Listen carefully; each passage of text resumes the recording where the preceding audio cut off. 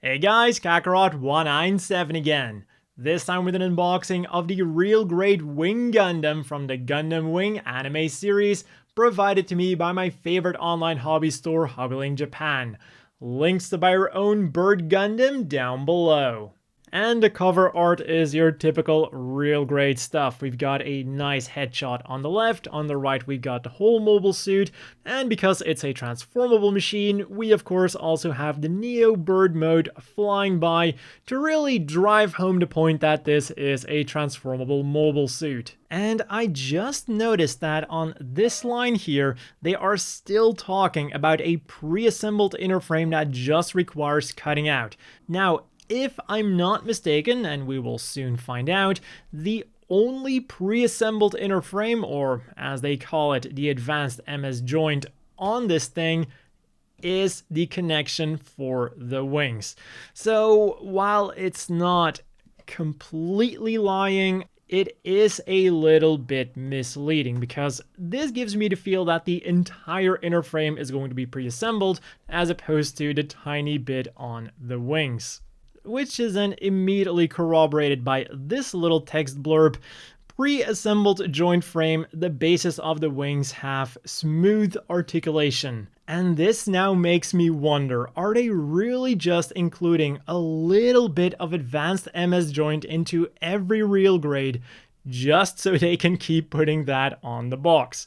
Whatever the case might be, the rest of the images are looking really promising.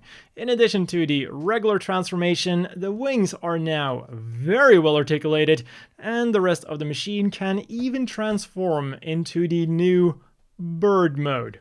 We've got some nice gimmicks too, and also some pretty good articulation. Then on the other side of the box, we see all of those gimmicks in action. And because they're singling out the chest on this picture, I wonder how they're going to do that. So let's open up this box and see what's inside.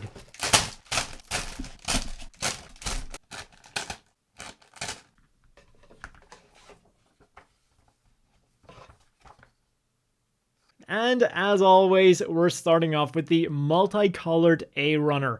Although I gotta say, this is one of the more monochrome A-Runners I've seen in a while. It is mostly normal gray, then a gunmetal gray, so we are getting two-toned gray on this thing. Then we have the clear green pieces and also a little bit of white.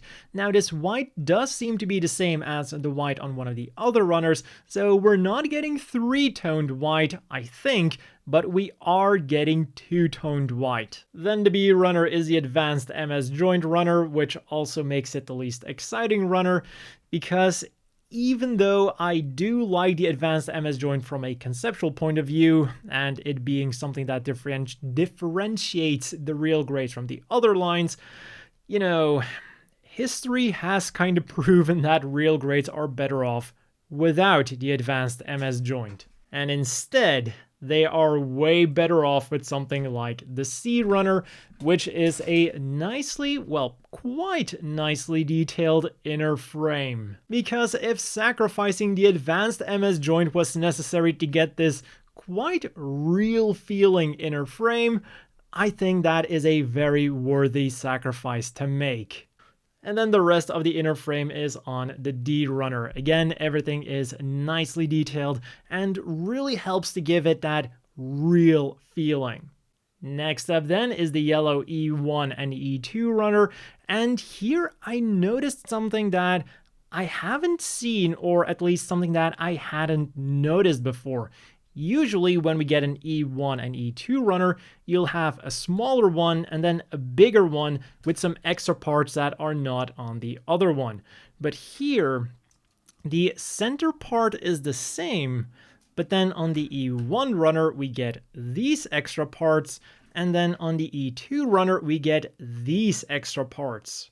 It's not something good or bad, it's just something different from what I've been used to for years. So let me know down below if you've seen this before. Maybe I'm just misremembering, maybe I just hadn't noticed it before, or maybe I just never built the ones that did this. Continuing on with the Wing Gundam's very vibrant color scheme, we've got the F2 and F1 runner, and again we've got that same thing where part is there and then another part is there, with the middle part being the same. Now, one thing I gotta say with this real grade is that they did keep to the more simple design of the Wing Gundam. They didn't really add a lot of detailing.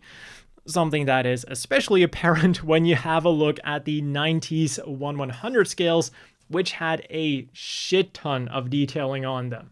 And talking about those 90s models, you know what they had really bad? The red. They used such a cheap and plasticky looking red, so I'm really happy to see a very nice red with this thing. And then we get to the two-tone white colors. We've got the H runners, which have a very small amount of blue in them, and then we've got the I runners, which is more of a normal white. And then with the I runners, I kind of want to go back to what I was talking about with the blue runners, the detailing on this thing. I know there is something to be said for less is more, but one thing that I did always like with the real grades was how they added extra detailing onto a machine. And I know that nowadays a lot of people don't like that overly detailed 90s look, but for me, I did really enjoy it, and added detailing is something that I have come to associate with the real grade line. So let me know down below if you think that a real grade is better with less detailing, or if you prefer it with more detailing. And then the final runner are the Beam Saber Blade effect parts. And of course, it wouldn't be a real grade without a pretty big sticker sheet. And finally then, let's have a look at the manual of this thing.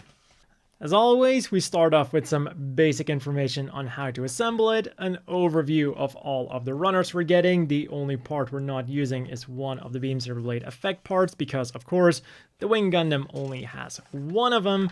And then on this page, we get a little bit more information on the history of the Wing Gundam.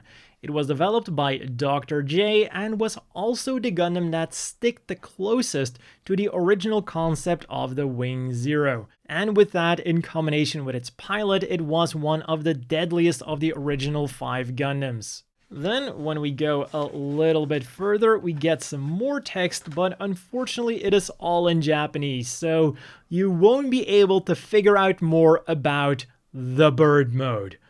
Unless you speak Japanese, of course. And once you've gotten over that depressing realization, you can push forward in the manual to find a description of the weapons. And of course, as always, we ended with a sticker and coloring guide.